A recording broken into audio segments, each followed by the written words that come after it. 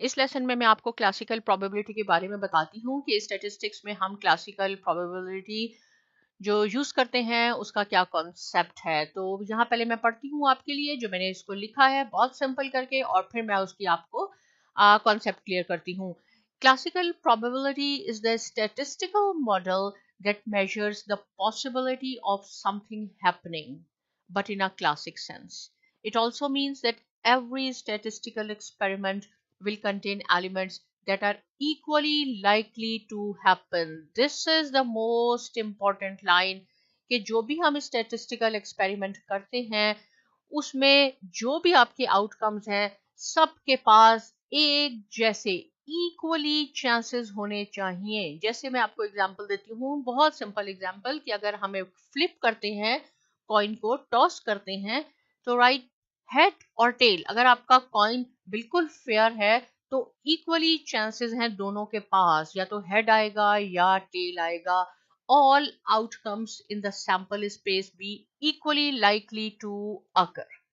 Sample space क्या है कि जितने भी पॉसिबल आउटकम्स हैं, जैसे एक फ्लिप किया हमने कॉइन को, या हेड हुआ या टेल हुआ, तो यहाँ पे दो आपके पास आउटकम्स हैं, पॉसिबल आउटकम्स ओनली 2 हैं आपके पास, इसको हम सैंपल स्पेस कहते हैं, और दोनों के पास इक्वल चांसेस हैं कि या तो हेड आए या टेल आए। सिमिलरली हम लेते हैं डाई की एग्जांपल। जब आप डाई रोल करते हैं तो डाई के 6 साइड्स हैं, 1 2 3 4 5 6, राइट।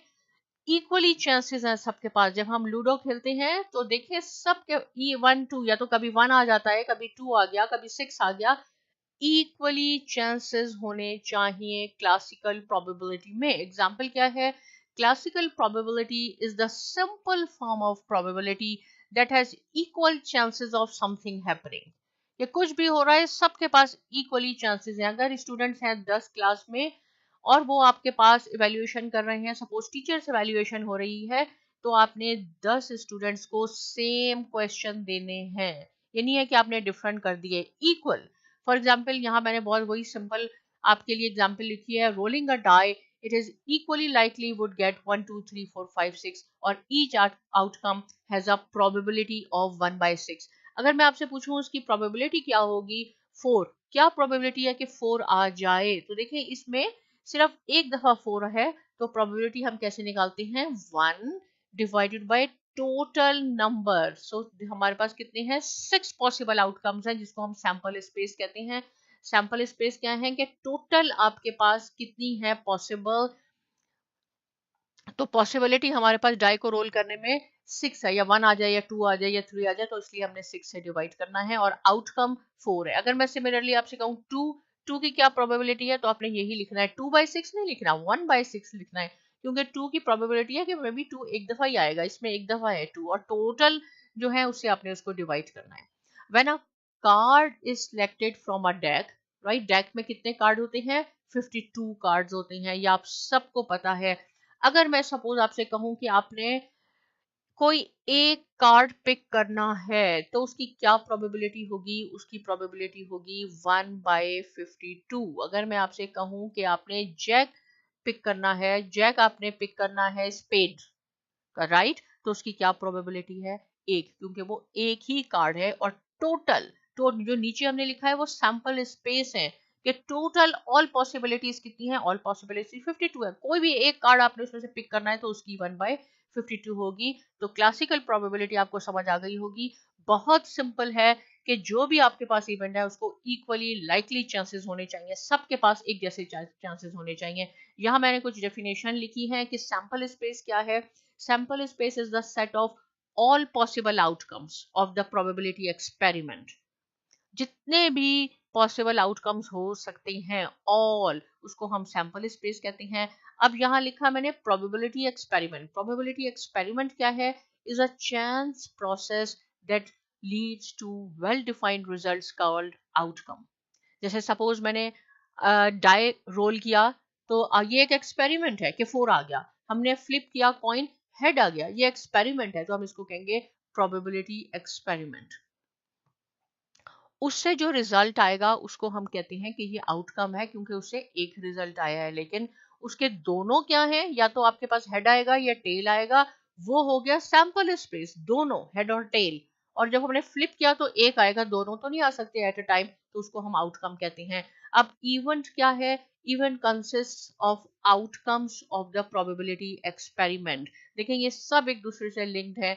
यहाँ प्रोबेबिलिटी एक्सपेरिमेंट का वर्ड आया तो हमने देखा कि प्रोबेबिलिटी एक्सपेरिमेंट क्या है। उसके बाद यहाँ आ गया प्रोबेबिलिटी इवेंट में consist of outcomes of the probability experiment, यानी हमने एक कॉइन को फ्लिप किया है और हेड और टेल आया है तो उसे इवेंट बनता है। अगर एक दफा आप ट्राई करेंगे, an event can be one outcome और मोर देन वन आउटकम। अगर आपने सिर्फ एक दफा ट्राई किया और हेड आ गया तो हम उसको सिंपल इवेंट कहेंगे। राइट, यहां मैं पढ़ती हूँ, if a die is rolled and a 4 comes up, this is called an outcome, ये आउटकम है। An event with one outcome is called the simple event. Right, simple event. The event of getting an even number when a die is rolled is called the compound event, as it has 3 outcomes 2, 4, 6। अगर आप उसको 2 या 2 से ज्यादा दफा try करेंगे और आप चाहते हैं कि इवन आ जाए, उसको हम कंपाउंड इवेंट कहेंगे। An outcome is the result of a single trial of the probability experiment. It consists of 2 or more outcomes. Outcome क्या है? ये रिजल्ट होता है सिंगल ट्रायल का। इट कंसिस्ट ऑफ 2 और मोर आउटकम्स का मीनिंग है कि अगर हमने 2 या 3 या 4 दफा ट्राई किया तो उसके रिजल्ट भी ज्यादा आएंगे। यहाँ पे फॉर्मूला क्या यूज होता है क्लासिकल प्रोबेबिलिटी के लिए? नंबर ऑफ आउटकम्स इन ई। देखिए यहाँ वर्ड आ रहा है आउटकम्स का, यहाँ है सैंपल स्पेस। बहुत इजी करके बताती हूँ कि अगर कॉइन को हमने फ्लिप किया है तो हेड और टेल, तो सैंपल स्पेस हुआ उसका 2, क्योंकि उसमें 2 पॉसिबल चीजें हैं, या तो हेड आएगा या टेल आएगा। सपोज हेड आ गया तो ऊपर आपने 1 लिखना है। आउटकम क्या है कि आया आपका क्या, तो वो आउटकम हो गया। और टोटल में से जो 1 या 2 आप पिक करते हैं उसको हम आउटकम कहते हैं। Right, so number of outcomes in E divided by total number of outcomes in the sample space. This probability is denoted by probability of E. E का क्या मीनिंग है? Event is equal to n multiply by S. Ne क्या है? Number of outcomes in the event, number of outcomes in the sample space. Sample space है total. Note मैंने क्या लिखा है? Probability can be express as a fraction, fraction के तौर पे लिख सकते हैं, डेसिमल और परसेंटेजेस। फ्लिप किया हमने कॉइन को तो क्या होगा? 2 पॉसिबिलिटीज थी हमारे पास, हेड और टेल आया, उसमें से टेल आया तो 1/2, ये फ्रैक्शन में हो गया। अगर मैंने डेसिमल में लिखना है तो मैं क्या लिखूंगी? 0.5। और अगर मैं इसको परसेंटेज में लिखूंगी तो ये हो जाएगा 50%। तो प्रोबेबिलिटी को आप क्या कर सकते हैं? फ्रैक्शन में भी लिख सकते हैं, डेसिमल में भी लिख सकते हैं, परसेंटेजेस में भी हम शो कर सकते हैं। अब देखें, find the probability of getting a black face card. Black face हमने ये देखना है, black face card, jack, queen और किंग। तो कितने जैक होते हैं ब्लैक? 2 जैक होते हैं, 2 क्वीन होती हैं ब्लैक और 2 किंग होते हैं ब्लैक। टोटल कार्ड्स कितने होते हैं? 52। 52 में से हमने इनकी प्रोबेबिलिटी मालूम करनी है। Total cards are 52 and 6 are black, jack, queen and king, diamond and hearts. 2 jack diamond के हैं, इसी तरह ये 1 इसका हो गया हार्ट का और डायमंड, सिमिलरली ये हार्ट और डायमंड इसका हो गया। तो टोटल आपके पास 6 होते हैं। Number of outcomes in event E, वही फॉर्मूला जो लास्ट टाइम मैंने लिखा, तो टोटल कितने हो गए? 6। राइट, 2 2 2 2 जैक के हो गए, 2 क्वीन के ब्लैक, 2 किंग के डायमंड हार्ट करके, और डिवाइडेड बाय कितनी? टोटल कार्ड्स कितने थे? 52। आप इसको सिंप्लीफाई कर लें तो आपका आंसर आ जाएगा 1 डिवाइडेड बाय 13। हमने क्या मालूम की? ये probability of getting a black face card, right? Okay. यहाँ है find the probability that 2 of the 3 kids are girls in a family if a family has 3 kids. 3 बच्चे हैं फैमिलीज में, आपने फाइंड आउट करना है कि 3 में से 2 गर्ल्स हैं, क्या प्रोबेबिलिटी है? तो ये सैंपल स्पेस है, टोटल आपके पास सिनेरियोज हो जाएंगे 8। ये आपके पास होगा सैंपल स्पेस। या तो तीनों बॉयज हैं, या 2 बॉयज हैं, 1 गर्ल है, या 1 बॉय है। ये इस तरह के सिनेरियो हैं। इनमें से आपने देखना है कि कितने सेट हैं कि जिसमें से 2 गर्ल और 1 बॉय है। तो सी देखें, ये है जी जी बी, 2 गर्ल हैं, G stands for girl, B for boy. ये वाला देख लें, जी बी जी हो जाएगा और बी जी जी। तो ये टोटल पॉसिबल हमारे पास 8 सिनेरियो बनेंगे। 8 में से आपने 3 डिवाइडेड बाय 8, क्योंकि टोटल पॉसिबल सैंपल स्पेस 8 हैं, उसमें से 3 ऐसी हैं जिसमें से 2 गर्ल हो सकती हैं और 1 बॉय हो सकता है। ये कैसे मैंने बनाया है, तो काइंडली आप मेरी सैंपल स्पेस की वीडियो वॉच कर लें। वहां मैंने ये डिटेल में ट्री डायग्राम बना के शो किया है कि ये 8 पॉसिबल सैंपल स्पेस कैसे कैलकुलेट होती हैं, ये मैंने कैसे निकाले हैं।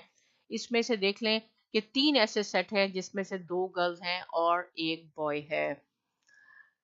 ये लास्ट आपके पास मैंने एग्जांपल बनाई है। यहाँ आपने प्रोबेबिलिटी ऑफ मालूम करनी है ऑफ गेटिंग अ क्वीन, कि आपके पास क्वीन आ जाए या स्पेड हो, अ ब्लैक कार्ड और आ जाए। ये 3 डिफरेंट है। पहले हम देखते हैं क्वीन का, कि क्वीन आपके पास आए तो कितनी क्वींस होती है डेक में, 4। टोटल नंबर ऑफ कार्ड्स कितने होते हैं, 52। इसको आप सिंप्लीफाई कर लें, 1 डिवाइडेड बाय 13 आ जाएगा आपके पास।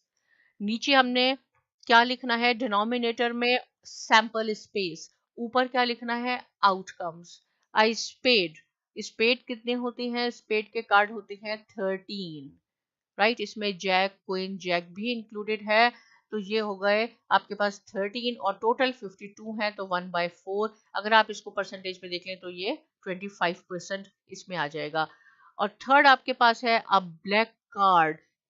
कितनी प्रोबेबिलिटी है आपके पास कि आप ब्लैक कार्ड को पिक कर लें, तो ब्लैक कार्ड टोटल कितने होते हैं, 26 होते हैं डेक्स में, डिवाइडेड बाय 52। हाफ का मीनिंग है 50% प्रोबेबिलिटी है कि आप कोई ब्लैक कार्ड पिक कर ले। तो हमने क्या सीखा, क्लासिकल प्रोबेबिलिटी। क्लासिकल प्रोबेबिलिटी क्या होती है, इसमें हम ये देखते हैं कि जो भी आपके पास सिनेरियो है, जो भी इवेंट है, सबके पास इक्वली चांसेस होने चाहिए। इससे रिलेटेड कोई क्वेश्चन है, कमेंट सेक्शन में जरूर लिखिए और बहुत शुक्रिया।